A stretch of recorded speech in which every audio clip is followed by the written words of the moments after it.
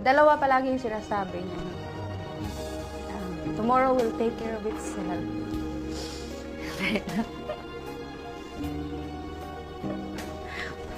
Visit.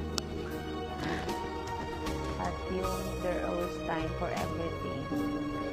Na yung buhay talaga may panahon. Minsan nasa taas ka, minsan nasa baba. Kaya dapat maging humble ka lang talaga palagi. Marami kang tinuro sa amin na akala mo wala lang, pero tumatak talaga.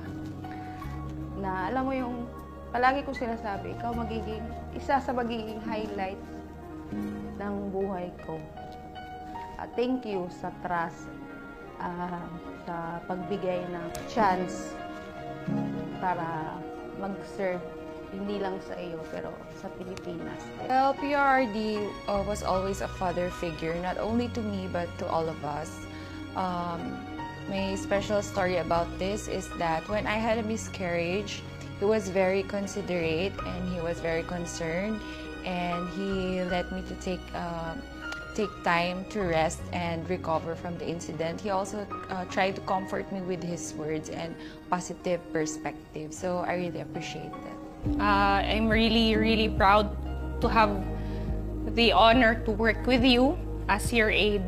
And in TV, you see him wearing barong, but after all the fiasco is over, he goes back and he changes into comfortable clothes, baggy shirts, jogging pants, chinelas, and he will enjoy a simple dish with us. He is the kind of person na pag nakikita mo kumakain, sobrang ganado.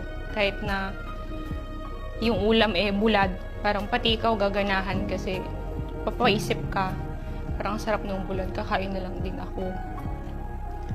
So seeing him like that, na simple pleasures in life, he enjoys very much. Wait lang, naiyak ako.